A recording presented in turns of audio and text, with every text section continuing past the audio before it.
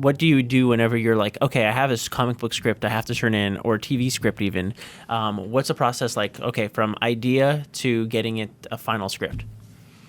I think it's like when you first start, like when you're first starting a series, there's a lot of false starts. You know, like with Go-Go, like I pitched 3 or 4 terrible takes. Because you're just finding, you're still trying to figure out sort of like the tone that your editors want and the story you're trying to tell.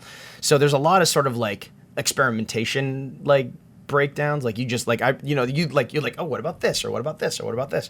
And like you kind of send them out there and you're like, yeah. And I think it can feel frustrating at the start because it feels like you just can't find the story. But I do feel like what each it's never like a straight across. It's each one gives you something new that sort of you can build off of. You're like, okay, wait, that's not the right plot, but I like the tone of that. I like the energy of that. Like there was a pitch that I had. I won't say it because I might use it someday. There was a pitch that I had for Go-Go that was a very different like style of. It didn't take place right the day after So Go-Go for anybody who's listening, Go-Go takes place the day after the pilot, and there was a pitch when I first started which didn't take place the day after the pilot. It was like farther. It was like sort of somewhere in the middle. Yeah. And I had this idea of sort of like wanting to bring a villain into the high school and like having them be in high school and all that stuff. But anyways, like what we realized about that was like it was a terrible plot idea because it didn't give them what they wanted. But emotionally, it made me realize, oh wait. It's about high school. Like this, everything that we liked about the idea came from That high school drama. Yeah, the high school drama, and so we're like, okay, wait, so let's get rid of that plot, but that setting and that tone that fit it. That sort of leaned the story back into the original idea, which is what the day of the dumpster element. They're like, okay, so what's about them being in high school? What's about their day? Like, and like, let's make that 50 to 75% of the book, and let's make 25% of the book, being Power Rangers and so like. So, like I said, like that first step was just trying to find. What do you want to say? What do you like? What are the things? Like I think so many times, any writer, you get so caught up in trying to find something that's new or an original, or exciting or something you pitch in one line that you end up losing. What is it that you like? Like I know so many people who wrote. This happened to a friend of mine. He made this great short film. He got all this attention, but it wasn't. But all his other movies were comedies, and he wrote this horror movie. And I was just like, and he became. That's what his career is. And I was writing horror movies, and I was just like. Do you like horror movies? He's like, no, but I had a good idea. I'm like, you're not writing the thing that you wanted to do because he just got caught up in trying to do the original thing. So I think sometimes it's easy for writers when you're trying to find that thing that's exciting. You can end up going in weird directions where you're like, this isn't even the book I wanted to write. This isn't what I love. Like I love like my favorite movies like Memento. Like those are the kind of movies that I love and want to do. And then I'm finding myself writing high school drama and stuff like that. But like I found out that I liked that as well. Anyways, so when you first start, I think there's a lot of false starts and so on and so forth. And then when you finally find, I mean, it's a lot easier with licensed projects because like I write a creator-owned and I write a licensed book. And with license, it's a lot easier because the structure of Power Rangers is already there. They've got their powers. They go to school. Rita sends a monster down. They morph. They fight the putties. Eventually, the monster gets bigger. They create the morph. They get the Zords. They fight. They win. Move on. That's every episode of Power Rangers forever in every season of every show in some form, right? So that's there. Like I already know what I'm writing towards. So licensing was great. Like the structure was already there. Now I just had to find ways to sort of subvert it and find new interesting ways to make the fights mean thing because they're going to win. So how can it mean something else, right? Anyways, so like that's a lot. That's one of the nice things about licensed book. Is that you're sort of writing towards the tent poles.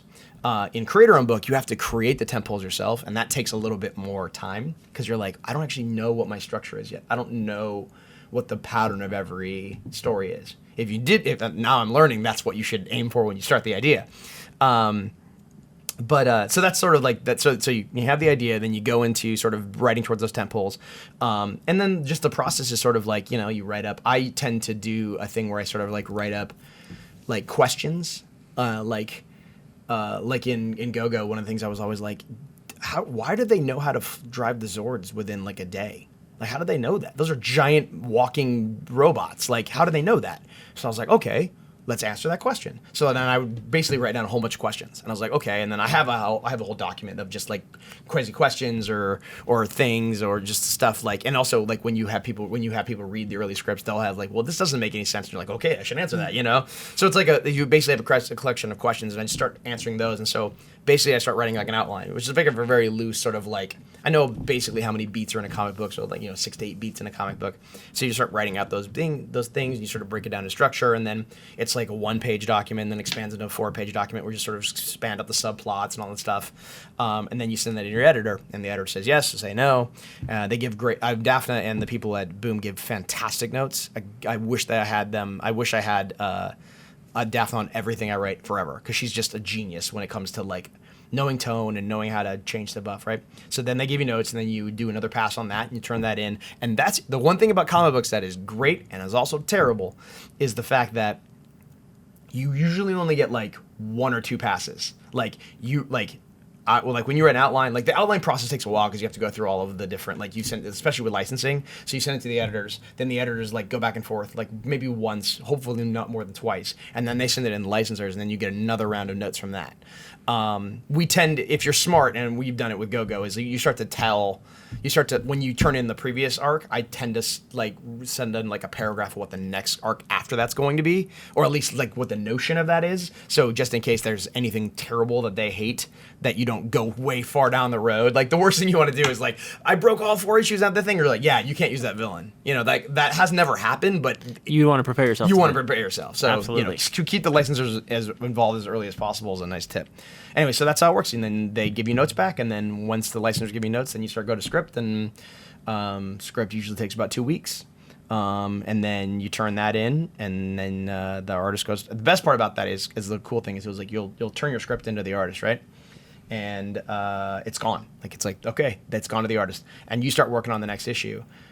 Usually by the time that the way that the pattern has worked on GoGo is I'm usually getting back the art with my lettering while I'm writing like 2 issues later. So if I was working on 15, I'm getting the art for 13. And so there's it's a nice refresher, because you're rereading 13 and you're going, okay, so I already know what I wrote in 15. Okay, I need to set this up a little bit better, or I need to plant this a little bit better. Like that's why it's actually the process is really great, and super helpful in sort of keeping continuity, and you can tweak stuff, and you'll forget things. Like you're like, oh my gosh, I totally forgot about the subplot. I got to pay that off. You know, like it's like that nice process. So.